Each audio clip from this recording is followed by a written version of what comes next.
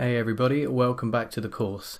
Now, in today's lecture, we are going to look at something which I think a lot of students struggle with, or at least it's something that a lot of students think is very important in the exam, and they're right, and that is paraphrasing and synonyms, trying to avoid the repetition of vocabulary when writing our task 2 essay.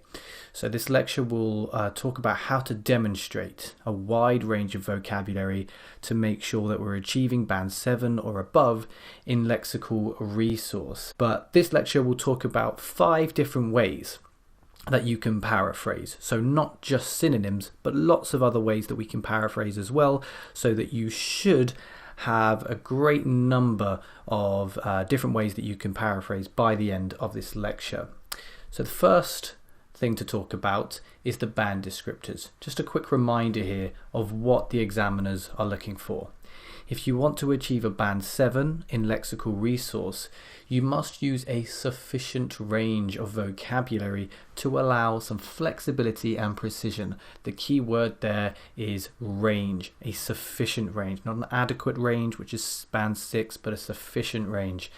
So there must be enough range. So to achieve a band 8 in lexical resource, you must use a wide range. So not just enough, but actually more than enough. Show you have a wide range of vocabulary. Basically, the greater your range, the higher your score. So let's get started by looking at paraphrasing tip number 1. And of course, it's the most obvious one, synonyms. Synonyms are basically words which are very similar to other words. Sometimes they mean the same thing, sometimes they're just very similar.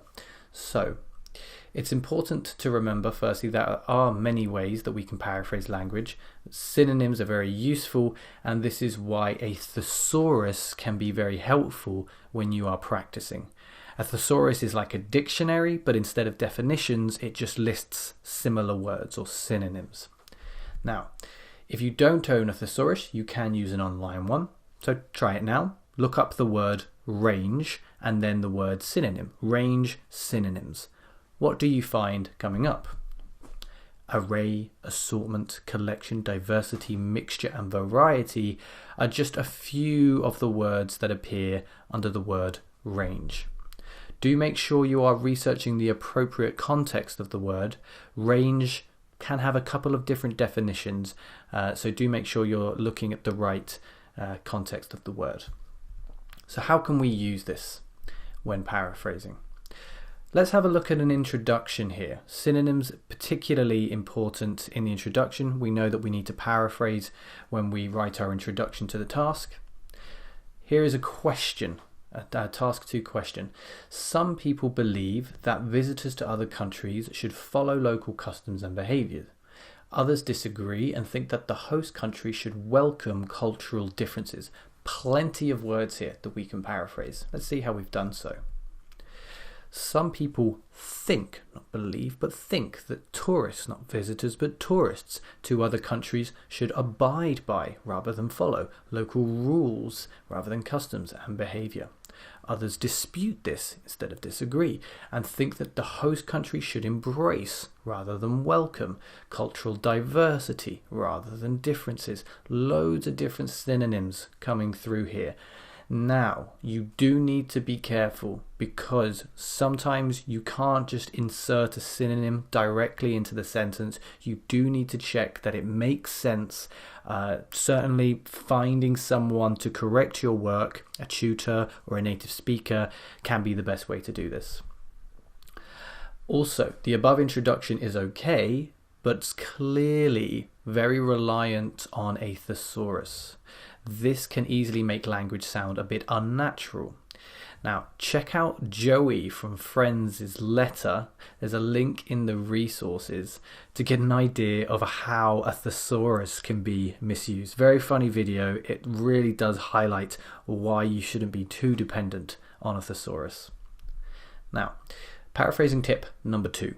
Change up the word order. So the best way to paraphrase is to mix different paraphrasing skills together.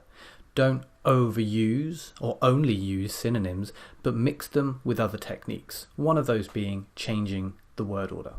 Let's look at that task sentence again, just the first sentence here. Some people believe that visitors to other countries should follow local customs and behaviour. How have we mixed up the word order? Well, let's have a look. Some people think that local customs and characteristics, still using those synonyms, should be followed by tourists when they go to other countries. So what have we done here? Well, we've used a mix of synonyms, think, characteristics, tourists, and different word order. In this case, we've moved part of the sentence into the passive voice. So instead of the active, other countries should follow, we've turned it into the passive, characteristics should be followed by tourists. That's one way that you can change word order.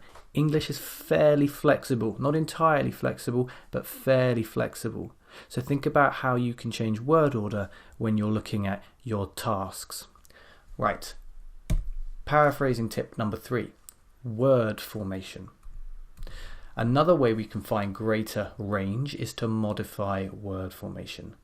Discussed in a previous lecture, in fact the previous lecture to this one, there are often a number of different word formations for a single word. Let's have a look at the task again. Second sentence here.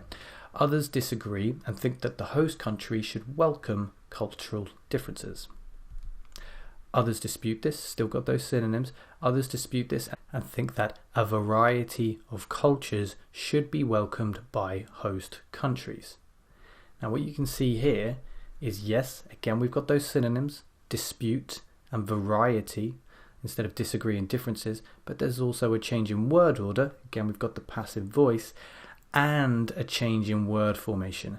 Instead of the adjective cultural, we've been able to modify that expression and turn it into the noun culture. Sometimes you'll need to change more than just the formation. That's probably all the time really, because if you're changing the word formation, you're likely to need to change the grammar too. So keep that in mind. But word formation, another great way to find paraphrases. Paraphrasing tip number 4, antonyms. What are antonyms? Well, again, if you can't think of a synonym or you're struggling to change the word order or formation, then you should consider the opposite of the word you're trying to change. The opposite of a word is called an antonym. A similar word is a synonym. The opposite is called an antonym. Let's look at that first sentence again, or second sentence. Others disagree and think that the host country should welcome cultural differences. Others dispute this and think that the host nation should not reject cultural variety. Once again, we have those synonyms, dispute and variety, but we also have an antonym. Reject. It's the opposite of welcome, and that is preceded by a negation, not. To welcome is to not reject, in a sense, but remember this is not quite as precise as using a synonym. Not rejecting something is not quite the same as welcoming, but it is again another way that you can find something similar in terms of paraphrase. So that's a fourth way. Let's look at a final way we can find opportunities to paraphrase. Thinking outside the box.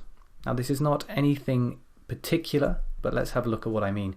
Synonyms, sentence reconstruction, and changes in word formation, as well as antonyms, these are all excellent ways of paraphrasing. Sometimes though, it's just useful to completely change the way an idea is communicated while not changing the meaning. Let's have a look at this. These days, more and more people are going to other countries for significant periods of time, either to find a job or to study. New task here. Let's have a look at how I've paraphrased it.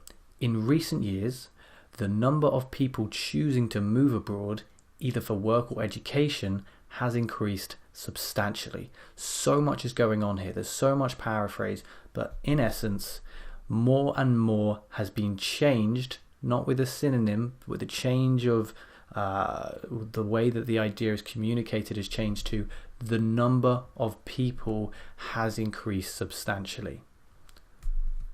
Then we've got a more general way of paraphrasing. These days we are going, and in recent years, instead moving the tenses has increased. These days with the present, in recent years with the perfect.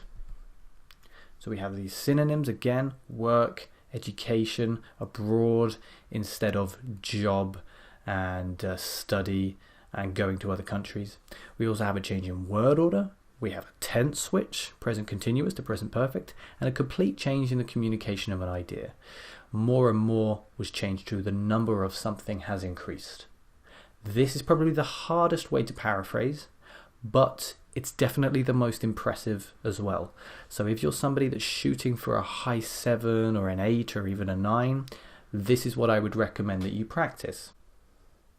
Now, having said all of that and talked about the importance of paraphrasing, I think it's important to just scale back a little bit and give a bit of advice on paraphrasing, which might seem a bit contradictory to what we've been discussing.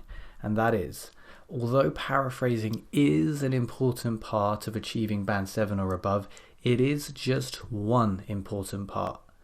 Although it's important, don't overdo it and don't spend too long thinking about it. If you cannot think of a way to paraphrase within 10 to 20 seconds, just use the original wording. Then underline that expression, come back to it later if you have time.